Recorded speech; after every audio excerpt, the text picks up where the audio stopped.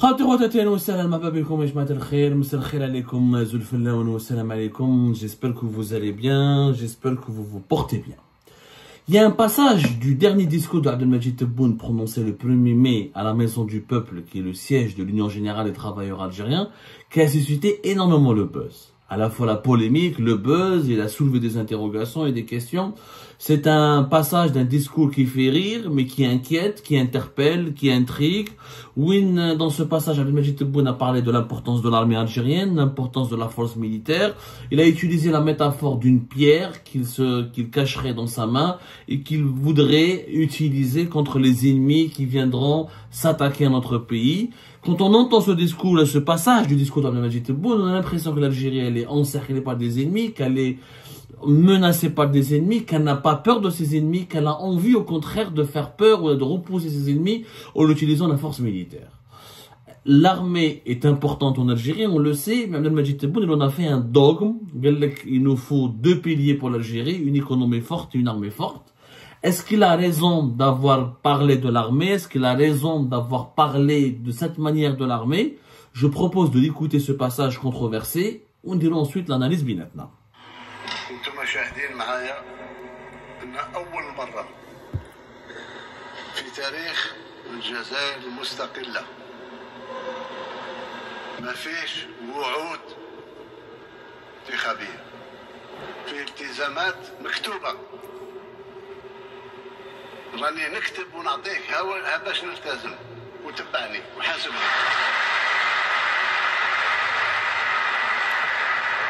كل شيء اللي نقوم به التزمت به كتابيا، والحمد لله بتوفيق من الله ومساعدة تاع الوطنيين الأحرار وصلنا إلى نتيجة.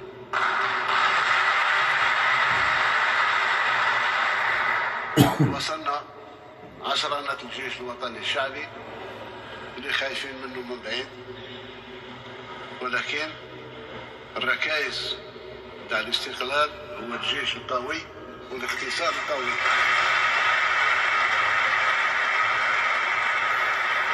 ما عندنا حتى عقده في هذا المجال، ما عندنا حتى عقده. هذا هو تجيني بالكلام الحلو، معليش كلامك راني نديرو على جهه بس راني شاد حجره في ايدي تخرج على الصف نعطيك.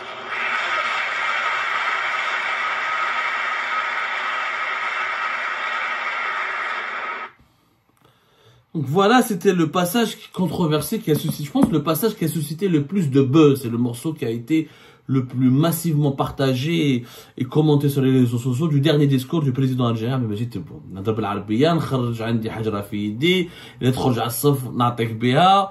Donc c'est assez agressif, c'est un langage très populiste, très direct. C'est rare où des chefs d'État s'expriment de la sorte, c'est rare. Abdelmajid Tebboune, en tout cas, c'est un bon client pour les médias. Faut dire la vérité, c'est un très bon client pour les médias. Il a une facilité déconcertante à parler, il est très naturel, il est très direct, il est très franc. C'est une qualité, elle peut plaire, elle peut déplaire, elle peut susciter la gêne, elle peut susciter l'admiration. En tout cas, elle ne laisse personne indifférent, c'est clair. Donc, Abdelmajid Tebboune, il parle pour les francophones, les mefahmouch, parce qu'on va il a parlé en arabe. Il a dit, grosso modo, que nous n'avons aucun complexe à dire que nous sommes en train de bâtir une armée forte et puissante et que nous investissons beaucoup de moyens pour bâtir cette armée forte et puissante et que nous la considérons comme une arme de défense. Il a utilisé donc la métaphore d'une pierre,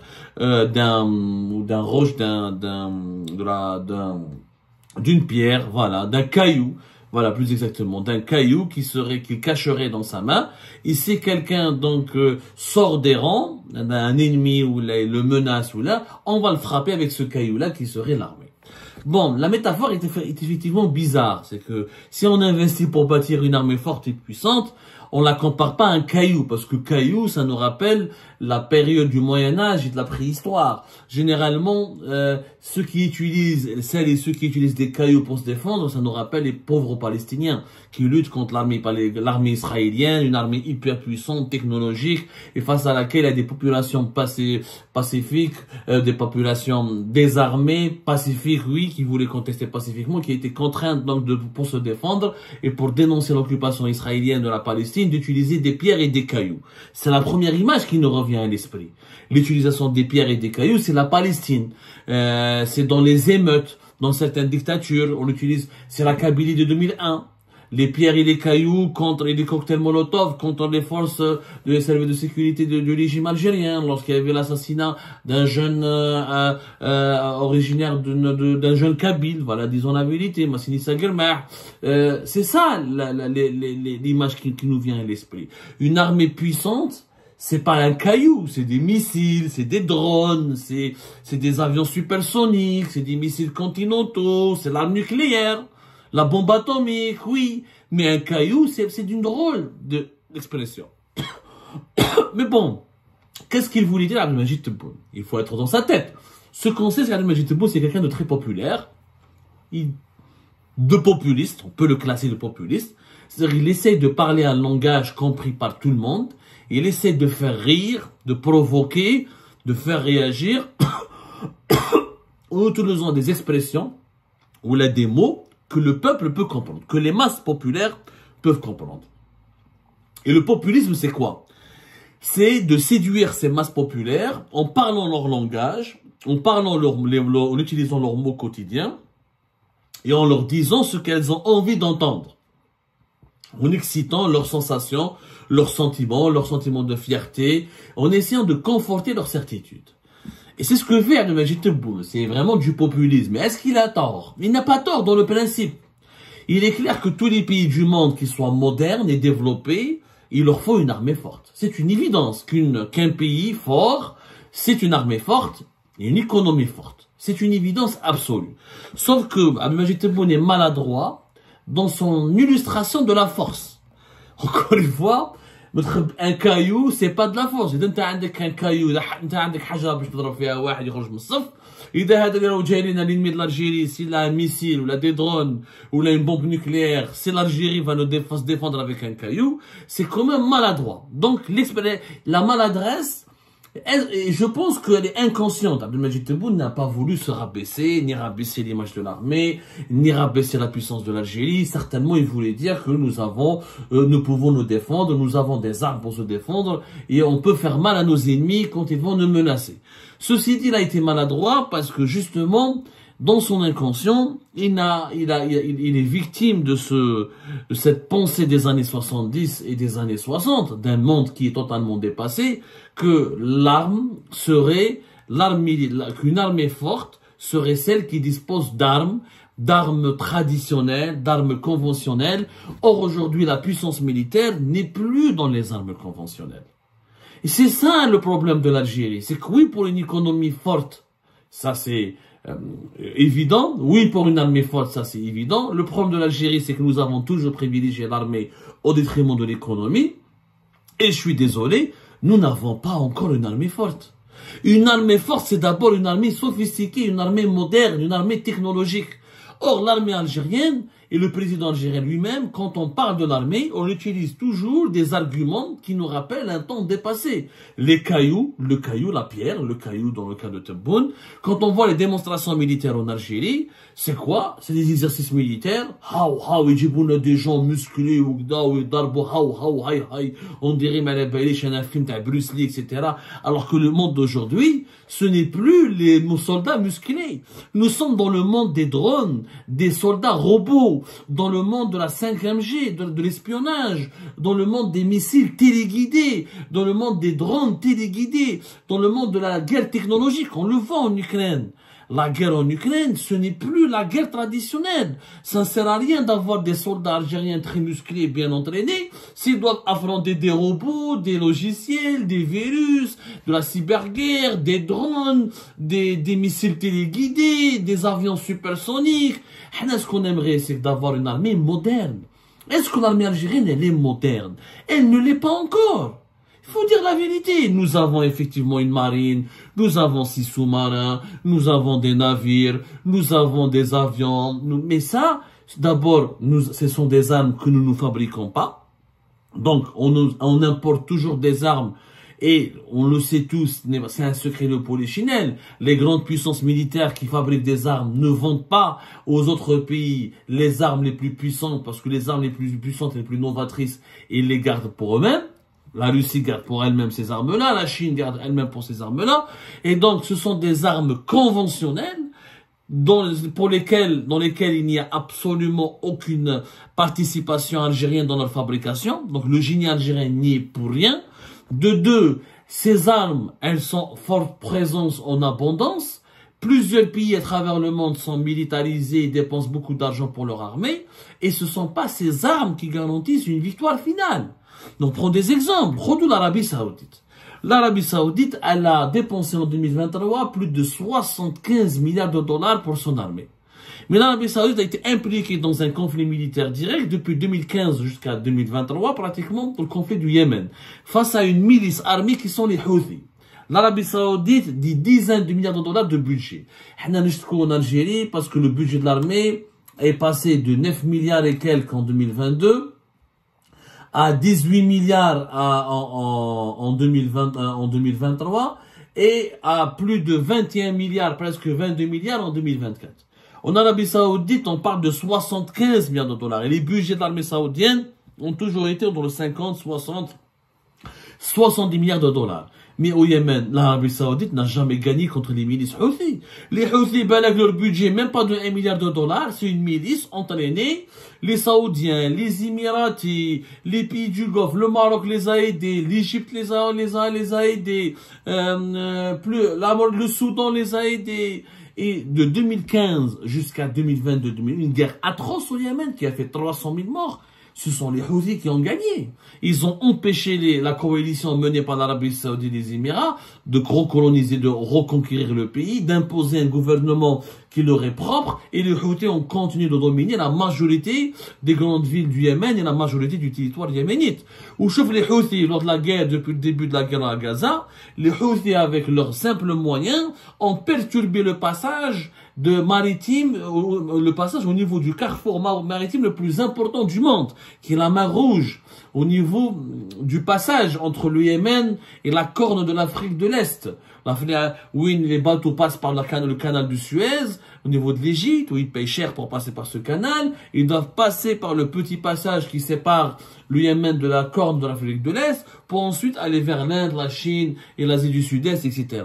Les opérations de piraterie, les opérations de sabotage des navires, les attaques contre les navires avec de simples barques, des fois avec des drones, des fois avec des missiles d'une certaine très simple à fabriquer. Ils ont fait plus de mal aux puissances mondiales qu'une armée aussi bien équipée ou là aussi aussi riche que l'armée saoudienne. Ça ne veut rien dire. Une armée forte, ce n'est pas beaucoup d'argent à dépenser et des importations permanentes d'armes fabriquées à l'étranger, donc une dépendance au niveau de l'armement vis-à-vis des étrangers, et ce n'est pas des démonstrations musclées qui ne mènent à rien. شفنا l'Arabie Saoudite, toutes ces وجدات saoudiens في اليمن, خسروا la guerre. Les Houthis, ils existent, ils dominent la vie, ils étaient obligés, les Saoudiens à la fin, de négocier des accords de paix avec l'Iran, qui est la principale qui est le principal soutien des Houthis au Yémen, des chiites, qui sont chiites, 40% de la population yéménite pratiquement, et en mars 2023 jusqu'à décembre 2023, les Saoudiens ont dû négocier, ils n'ont jamais pu gagner la guerre. Un autre exemple, l'Irak de Saddam Hussein. Aujourd'hui, moi, l'Algérie de Tebboune, quand je vois Tebboune comment il me parle, il me rappelle Saddam Hussein. Saddam Hussein, il dépensait des milliards de dollars. 27% du budget de l'État à la fin des années 80 de l'Irak était destiné aux dépenses militaires. On est au début de la guerre contre l'Iran. L'Irak dépensait presque 3 milliards de dollars à l'époque. 3 milliards de dollars à l'époque, c'était important.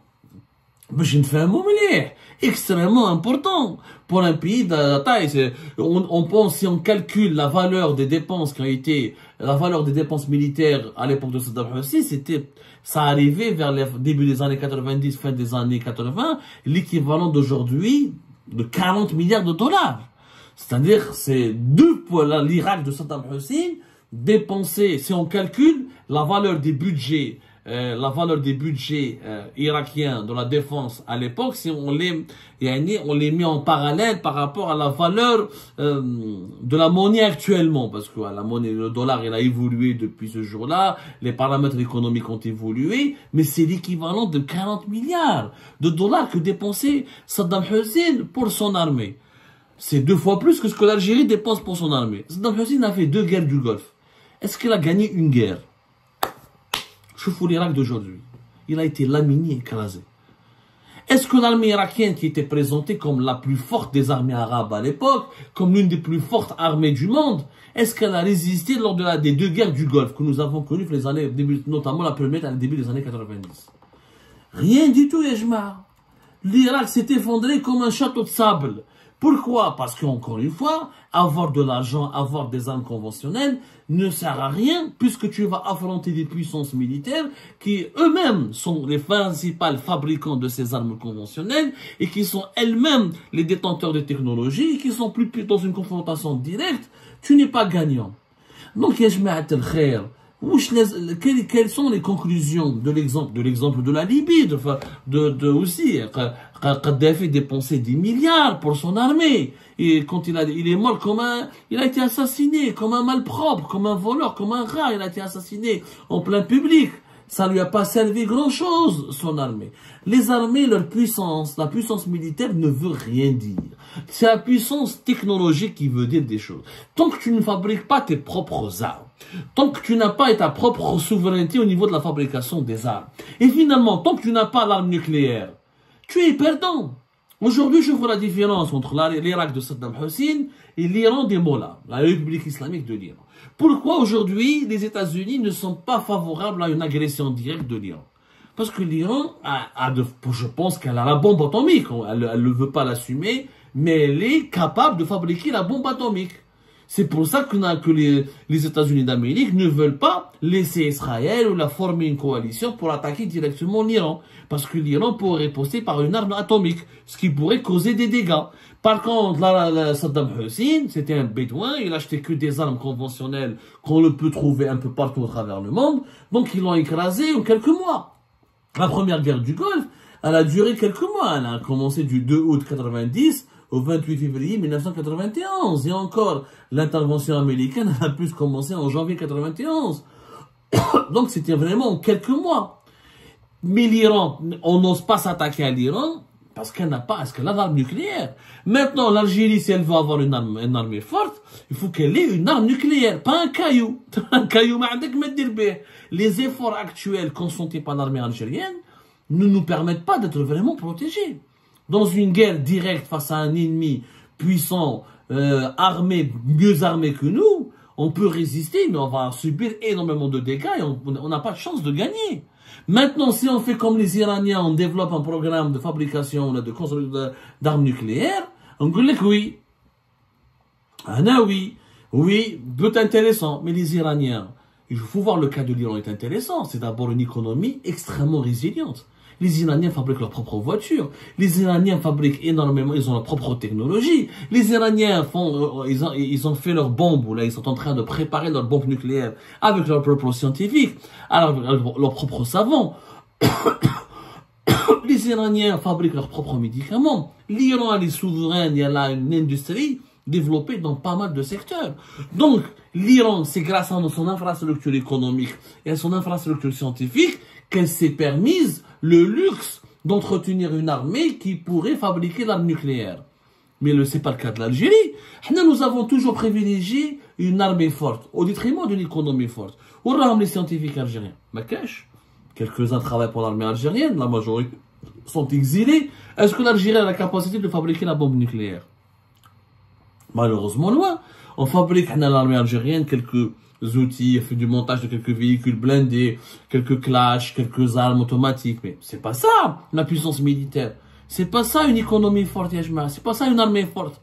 Par contre, si on avait investi dans la recherche scientifique, dans les universités, dans les entreprises privées, ce sont ces gens-là. Parce que la fabrication des armes, c'est une industrie.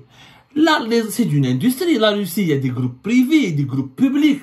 La Chine, c'est des groupes privés, des groupes publics. Les Iraniens, il y a des entreprises iraniennes qui fabriquent les armes. On a bien vu comment les drones iraniens sont devenus redoutables, même utilisés par la Russie, grande puissance militaire universelle dans sa guerre en Ukraine.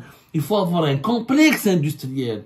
Finalement, une armée forte, sans complexe industriel, ne vaut rien. Le complexe industriel. Pour quelques tubes, ou là pour des produits de base, ou là pour des machines de base, on est obligé de les importer. Tu viens pas me parler d'une armée forte. Tu pourras avoir une armée forte, il faut un complexe industriel ou militaire. Et s'il faut d'abord un complexe industriel, un pays qui n'est pas capable d'avoir sa véritable industrie, ne peut pas avoir sa véritable une industrie militaire. Et donc c'est l'économie forte, c'est l'industrie forte. Ensuite l'armée forte. Maintenant en Algérie, on a fait des choix. Bon, il investit beaucoup sur l'armée, mais on n'investit rien sur l'industrie. Il n'y a aucun projet d'investissement. Il n'y a aucune fabrication réelle.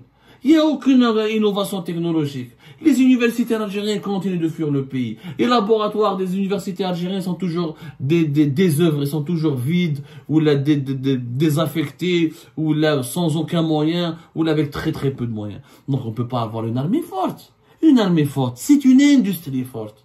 Donc nous ne sommes pas souverains. Il faut arrêter de faire croire. On est en train de faire, on fait aux Algériens ce qu'on a fait aux Irakiens les années 80, les années 90, en leur faisant croire qu'ils ont une armée forte qui peut résister aux puissances occidentales. Ce n'est pas le cas. Ça n'a pas été le cas. Où nous avons bien vu comment l'Irak a été détruit, s'est retrouvé tout seul, détruit, envahi. Détruit, totalement envahi. Donc, encore une fois, nous sommes pour une Algérie forte. Mais il ne faut pas se tromper de choix. L'armée forte, c'est une industrie forte. Aujourd'hui, l'armée algérienne, c'est une armée de pacotille. Il faut dire la vérité, il faut arrêter de mentir. Il faut arrêter de surexagérer la puissance militaire de l'armée algérienne. On est en train de faire les mêmes erreurs que l'Irak de Saddam Hussein. La même chose. Pourquoi? Parce que les armes, tu les importes, la technologie, tu la détiens pas, ce n'est pas une armée professionnelle, elle est encore basée sur le service militaire, sur la conscription. Les cyberguerres, on est encore en retard. Avoir des chars et des avions. Mais tout le monde peut te les détruire, les chars et les avions que tu as. Toi, tu vas frapper, mais tu vas subir des pertes. Mais est-ce que tu as la capacité de remplacer les avions que tu as qui vont être détruits par de nouveaux avions? Est-ce que tu as la capacité de remplacer les chars qui vont être détruits par des nouveaux chars? Ah ben non, la question se pose là. Parce que tu n'as pas des usines qui fabriquent ces avions et ces chars.